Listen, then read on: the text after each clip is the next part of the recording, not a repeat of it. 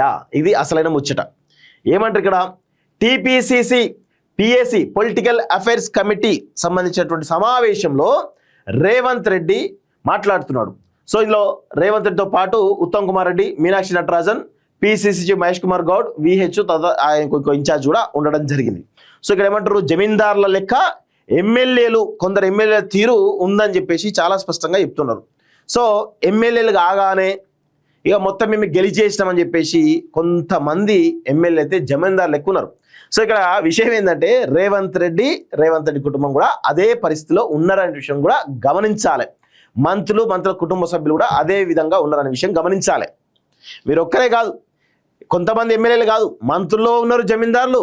ఇక సీఎం రేవంత్ రెడ్డి అసలైన జమీందారు సీఎం రేవంత్ రెడ్డి, వాళ్ళ కుటుంబ సభ్యులు చాలా స్పష్టంగా అర్థమైపోయింది. సో ఇప్పుడు ఏం జరగాలి? సో పార్టీని, ప్రభుత్వాన్ని వదిలి సొంత ప్రచారంతో చేద్దామనుకున్న కార్యకర్తలు చేరనివ్వడం లేదు.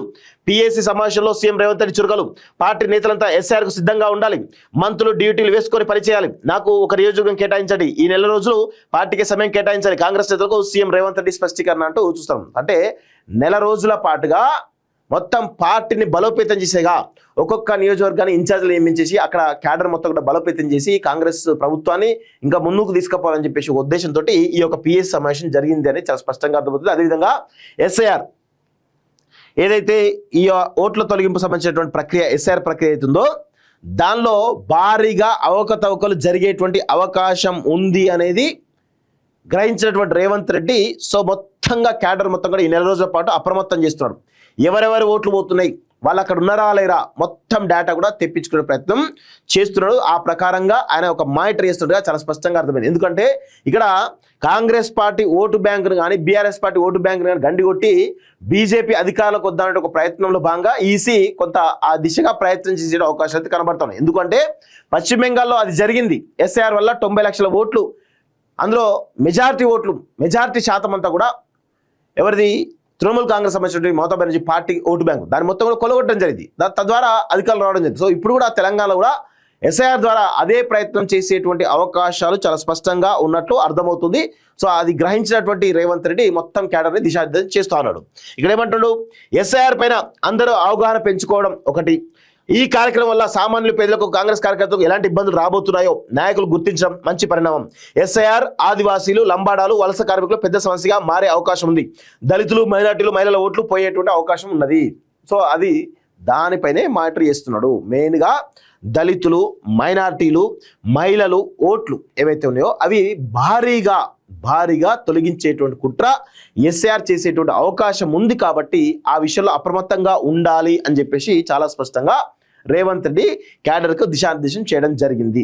సో కొంతమంది ఎమ్మెల్యేలు తమ నియోజకవర్గాలకు జమీందారు లెక్క వ్యవహరిస్తున్నారు. వాళ్ళ పేర్లు చెప్తే బాగుండు, ఎవరెవరి జమీందారులు ఎందుకు చెప్తే బాగుండు. సో కాంగ్రెస్ పార్టీ ప్రతిపక్షంలో ఉన్నప్పుడు పార్టీ కార్యకర్తలు సోషల్ మీడియాలో వారియర్ లెక్క పనిచేశారని గుర్తు చేశారు. ఇప్పుడు ఆ కార్యకర్తలు, ఎమ్మెల్యేలు కొందరు తమ వ్యక్తిగత ప్రచారానికే పరిమితం చేస్తున్నారని తప్పుపడ్డారు. ఎమ్మెల్యే కూర్చుంటే, నిలబడితే, టెంకాయ కొడితే ఫోటోలు తీసి సోషల్ మీడియాలో ప్రచారం చేయడానికే కార్యకర్తలు పరిమితం చేస్తున్నారని చెప్పారు. వారిని ప్రభుత్వ పార్టీ కార్యక్రమం ప్రచారం చేయనివ్వడం లేదని కుండబద్దలు కొట్టారు. Rahul Gandhi, TPCC chief, CM ఇచ్చినటువంటి సందేశాలను సోషల్ మీడియాలో ప్రచారం చేస్తున్నటువంటి కార్యకర్తలు ఆ ఎమ్మెల్యేలు పట్టించుకోవడం లేదని, ఆయా ఎమ్మెల్యేల వ్యక్తిగత కార్యక్రమాలను ప్రచారం చేస్తున్న వారికే ప్రాధాన్యం ఇస్తున్నట్లుగా తనకు సమాచారం ఉందని, సహజంగా ఎమ్మెల్యేలతోనే కార్యకర్తలకు పనులు ఉంటాయి కాబట్టి ప్రభుత్వ పార్టీ కార్యక్రమం సోషల్ మీడియాలో ప్రచారం చేయడానికి వారు ఆసక్తి చూపట్లేదు అన్నారు. ఆయా ఎమ్మెల్యేలు ఈ తీరు మార్చుకోవాలని, ప్రభుత్వ పార్టీ కార్యక్రమం సోషల్ మీడియాలో కార్యకర్తలకు విస్తృతంగా ప్రచారం చేయించాలని స్పష్టం చేశారంటూ చూస్తున్నాం. ఆఖరికి సోషల్ మీడియా దగ్గరికి వచ్చింది పరిస్థితి. సోషల్ మీడియాలో పాపం రేవంత్ రెడ్డిని పట్టించుకోవట్లేదట కొంతమంది ఎమ్మెల్యేలకు సంబంధించిన కార్యకర్తలు. సో అది బాధ ఆయనది. ఆయన పట్టించుకోవట్లేదు కాబట్టి ఇప్పుడు కొంతమంది ఎమ్మెల్యే జమీందారు లెక్క ఉన్నారని చెప్పేసి వాళ్ళపైన విమర్శలు చేసే ప్రయత్నం చేస్తున్నారు. సో నిన్ను పట్టించుకోవట్లేదంటే నిన్ను ఎమ్మెల్యేలు పట్టించుకోవట్లేదు, క్యాడర్ కూడా పట్టించుకోవట్లేదని చాలా స్పష్టంగా రేవంత్ రెడ్డి చెప్పకనే చెప్తున్నాడు. సో ఇక్కడ విషయం ఏంటంటే మొన్న ఎన్టీఆర్ విగ్రహం పెట్టినప్పుడే తెలంగాణకు సంబంధించినటువంటి కాంగ్రెస్ పార్టీ ఆత్మ మొత్తం కూడా కోల్పోయింది. అది తెలంగాణ కాంగ్రెస్ కాదు, అది అనఫీషియల్ తెలంగాణ టీడీపీ అనేది చాలా స్పష్టంగా అర్థమైపోయింది. రేవంత్ రెడ్డి ముఖ్యమంత్రి కాదు, అనఫీషియల్గా చంద్రబాబు నాయుడు ఇక్కడ పెత్తనం చెలాయిస్తారని చెప్పి చాలా స్పష్టంగా అర్థమైపోయింది. ఇప్పటికైనా ఇంకా విషయం ఏంటంటే ఎన్టీఆర్ని ఇందిరాగాంధీతో పోల్చిండు, ఎన్టీఆర్ని అంబేద్కర్తో పోల్చిండు. అప్పుడే ఆయన యొక్క అజ్ఞానం ఏంది అనేది చాలా స్పష్టంగా అర్థమైపోయింది. ముఖ్యమంత్రిగా ఇంత అవగాహన లేమితోటి మాట్లాడుతానని ఇంతవరకు ఎక్స్పెక్ట్ చేయలేదు. చిల్లరగాని లెక్క మాట్లాడిండు, 100% మాట్లాడిండు. సో నువ్వు ఎన్టీఆర్ను పోవడం నీ ఇష్టం, నీకు రాజకీయ భిక్ష పెట్టిన పార్టీ నుంచి వచ్చిందా లేకపోతే ఏదో పక్కన పెడితే ఎన్టీఆర్ పౌడుకో. కానీ ఈ దేశంలో ఉక్కు మహిళ అని చెప్పుకునేటువంటి ఇందిరాగాంధీ, అది కూడా కాంగ్రెస్ ఐకాన్ అయినటువంటి ఇందిరాగాంధీతోటి ఎన్టీఆర్ పోల్చిండు. ఇప్పుడు మీనాక్షి నటరాజన్ లాంటి వాళ్ళు కానీ, కోర్ కాంగ్రెస్ ఎవరైతే పీసీ చీఫ్ మహేష్ కుమార్ గౌడ్ కానీ లేకపోతే విహెచ్ కానీ, వీళ్ళు ఏం స్పందిస్తారో చూడాలి. వీళ్ళకి నాకు తెలిసి వీళ్ళకు బర్దాష్ అవుతుందా అవుతలేదు నాకు అర్థమవుతలేదు. కానీ మీరు ఇంకా రేవంత్ రెడ్డి మాటల్ని కూడా మీరు స్వాగతిస్తున్నారా లేదా తెలియాల్సిన అవసరం అయితే ఉంది. సో 100% ఇందిరాగాంధీతో పోల్చింది, అంబేద్కర్తో పోల్చిండు. అంబేద్కర్తో పోల్చేంత సినిమా ఉంది. అసలు అంబేద్కర్ కాలిగోటికి ఎన్టీఆర్ సరిపోతారా? ఈ దేశానికి దిక్సూచి, ఈ దేశానికి భవిష్యత్తు నిర్మించినటువంటి గొప్ప మేధావి అంబేద్కర్. అలాంటి మేధావితోటి పోల్చిండు రేవంత్ రెడ్డి. ఇక ఏమనాలి?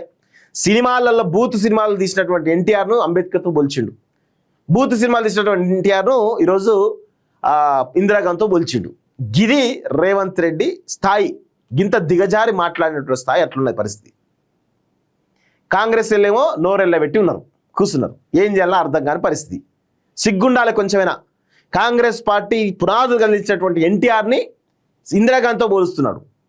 మరి కాంగ్రెస్ వాళ్ళు ఏం చేస్తున్నారు? చెక్కబైన వేసుకోండి అంతే. ఇక 2 చిడతలు ఇస్తాం, బయట వేసుకోండి అంతే. దానికే పనికి వస్తుంది తప్ప దేనికి పనికిరావు. కాంగ్రెస్ పార్టీ పరువు మొత్తం ఈరోజు నడి బజాట్ల కాంగ్రెస్ పార్టీని వివస్త్రం చేస్తే కనీసం పట్టించుకోండి కాంగ్రెస్ కార్యకర్తలు. మీరు కార్యకర్తలా, మీరు నాయకులా? గిరి పరిస్థితి.